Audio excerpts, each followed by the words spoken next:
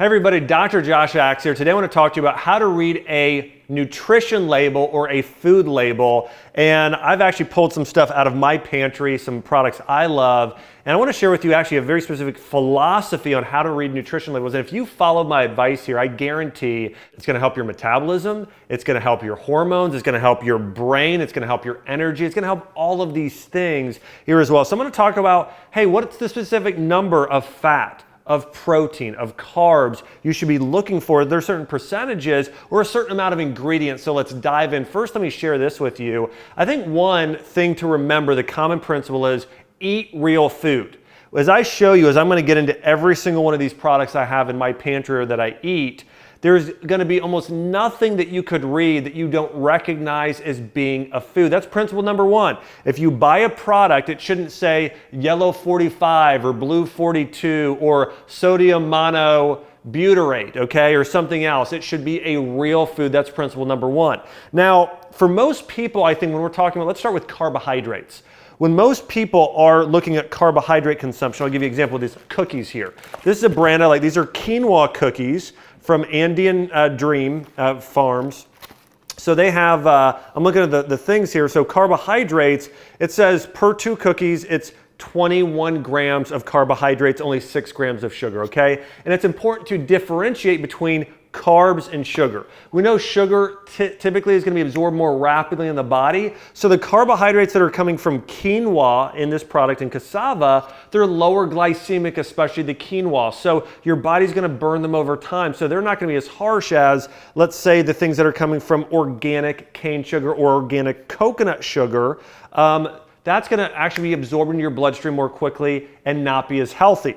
But that being said, I think most people in terms of carbohydrate consumption should probably be consuming between maybe 50 to 100 grams of carbohydrates a day, and not going over that is typically ideal for most people. Now, if you're on a keto diet, you want to do about 30 grams or less. If you're really active like a CrossFitter trying to do kind of a hybrid keto, probably 50 grams of carbs or less a day. But for most people, if you want to stay healthy and reach your ideal weight and balance your hormones and stay healthy, typically carbohydrates will be 50 to 100 grams a day. So I look at these cookies. So if you're doing a piece of fruit for breakfast, maybe you're getting 20 to 25 grams of carbohydrates there. For lunch, maybe you do a small serving of grains or fruit again, or something with carbs. Maybe you got another 20 grams. And then, hey, you got a real small bite of dessert here at night, 20 grams. So it ends you up at like 70 grams, 75 grams of carbs. That's okay. That's going to be good on your diet. But ideally, when you're looking at this, your total amount of carbs for most people per day should be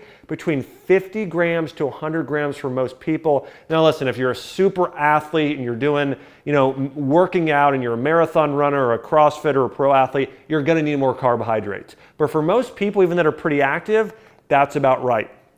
When you're looking at fat daily, I'm looking here and like this has 6 grams of fat. When you're doing fat, I think it's just important to remember that, hey, you may want to do anywhere, between 30 to 80 grams of fat a day.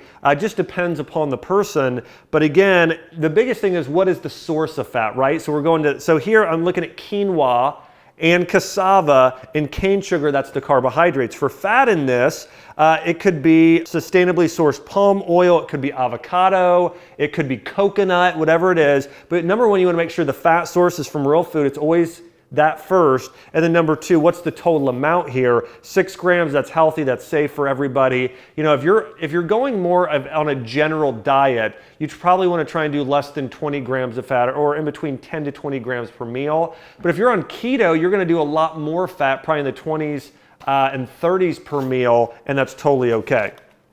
Last thing here, protein. Now this only has 1 gram of protein. I think most people should be shooting for around 20 grams to 40 grams of protein per meal if you're eating 3 times a day.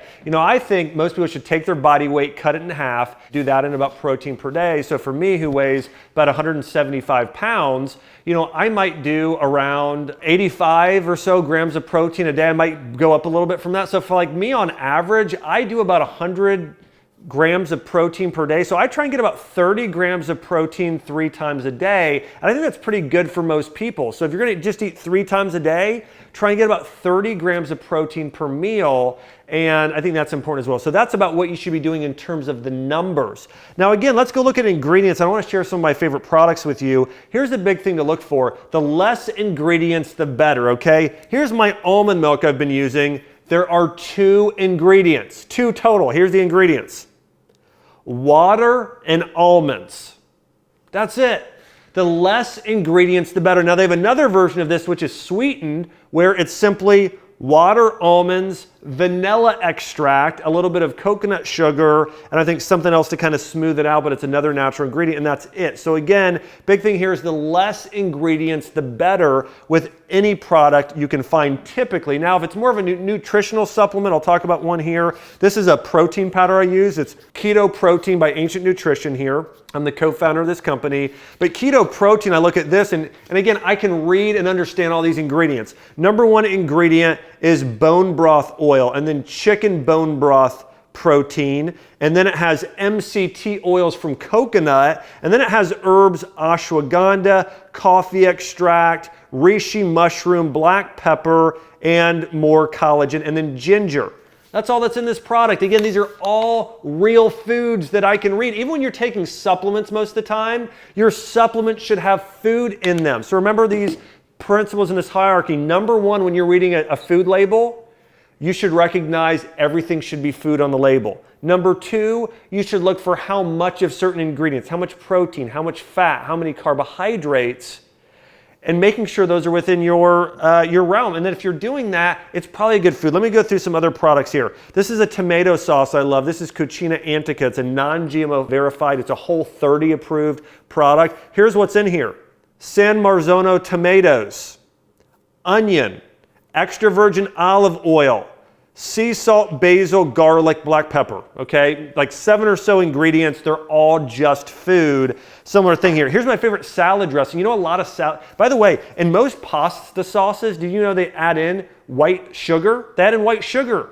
This has no white sugar in it. And by the way, on the label has 4 grams of total carbohydrates. Now let me mention one other thing on a label you should be aware of is sodium, okay? Now this only has 5%. You want to look at maybe the percentage there for sodium. And you don't want to go too far on sodium. I don't have a hard and fast rule on sodium, but just to say this, just sprinkling, if you're using a product with a lot of sodium, you want to make sure you're not getting too much sodium or salt per meal, but a little bit is good, especially sprinkling a little bit of Himalayan salt or Celtic sea salt on meals. That's great, can actually be good for even things like your thyroid. All right, let's talk about this. This is a brand I love, Tessemae's. Amazing, amazing brand. They're keto diet approved. They're Whole30 approved. So when I'm looking at their ingredients, number 1, they have high oleic sunflower oil. It's a healthier sunflower oil, lemon juice, mustard, cage-free eggs, avocados, onion powder, black pepper, garlic powder, and spices. That's it. Very, very simple real ingredient list. Now this has 18 grams of fat per serving. Now if you're on a keto diet, hey, you can do 18 grams of serving. In fact, you can do probably 40, 50 grams of fat, and that's okay if that's a majority of your meal is fat and a little protein and almost no carbs. So you could do several tablespoons of this and get away with it. But here's the thing to know, what will really cause people to gain weight is when they eat a lot of fat with a lot of carbohydrates. People can get away with eating a lot of fat, some protein, and no carbohydrates in a meal, but when a person's on a diet, listen to this, and they eat a lot of fat and carbs together, that is the secret sauce for unhealthy weight gain. So, and even doing a little bit higher carbs after a workout and lower fat and higher protein, that's okay too. But again, lots of fat, lots of carbs together is a no-no. So when you're using salad dressing with this much fat, eat it with a salad and salmon or chicken and avocados and nuts and seeds. But don't go and have this salad dressing and then eat a giant bowl of rice, even though rice is healthy, because that's going to cause unhealthy weight gain. Remember, fat and carbs mixed in large proportions tends to cause people to gain weight. I want to show you another product I love here. This is a pizza dough mix. My wife Chelsea and I made homemade pizza recently and used this. Here's the ingredients in here. It's so short. It has almond flour, arrowroot, flax, cauliflower, baking soda, oregano, cream of tartar, and garlic. That's 8 total ingredients. That's it in this pizza crust. By the way, this is a great brand to check out, Simple Mills. They have cookies, which, by the way, here are their cookies, these crunchy chocolate chip cookies, which also only have about 11 ingredients here.